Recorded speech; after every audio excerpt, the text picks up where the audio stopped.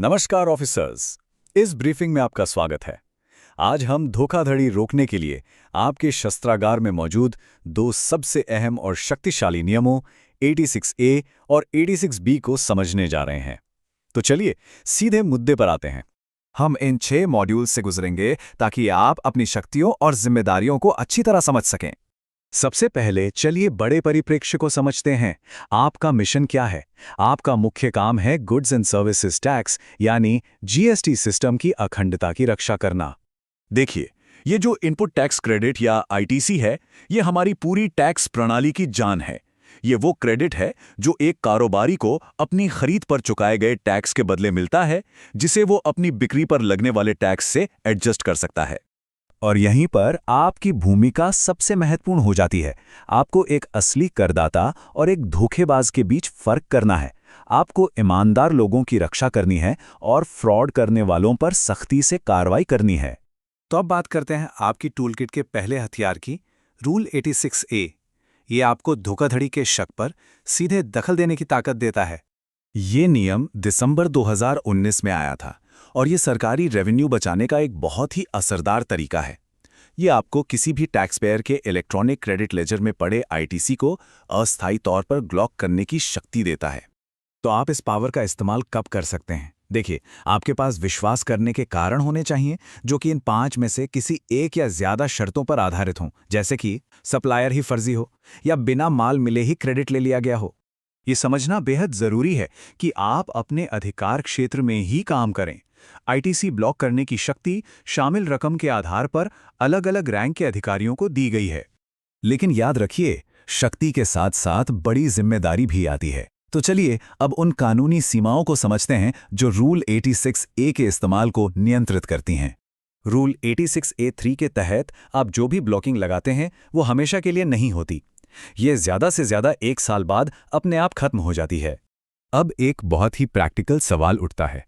मान लीजिए किसी के क्रेडिट लेजर में बैलेंस है ही नहीं या बहुत कम है, तो क्या आप उस आईटीसी को ब्लॉक कर सकते हैं जो वो पहले ही इस्तेमाल कर चुका है या जो उसे भविष्य में मिलने वाला है? इसका जवाब है बिल्कुल नहीं।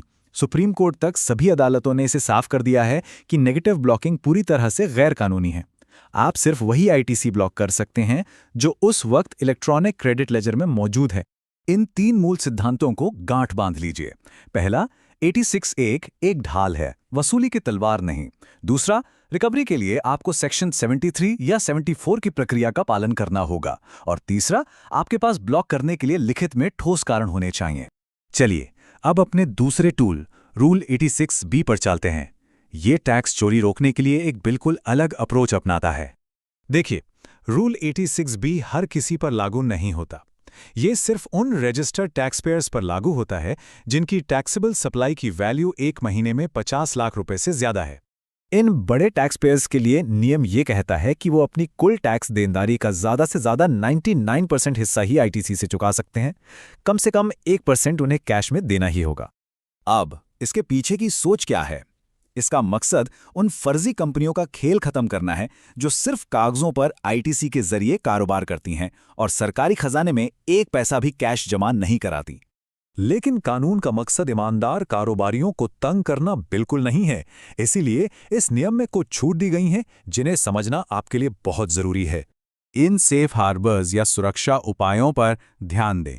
अगर कोई टैक्स पेयर इन शर्तों में से कोई भी एक पूरी करता है, जैसे कि उसने पिछले 2 सालों में 1 लाख से ज्यादा इनकम टैक्स भरा हो, तो उस पर यह नियम लागू नहीं होगा। आखिर में यह समझना जरूरी है कि जीएसटी कानून कोई पत्थर की लकीर नहीं है। ये लगातार विकसित हो रहा है ताकि चोरी के नए-नए तरीकों से निपटा जा सके।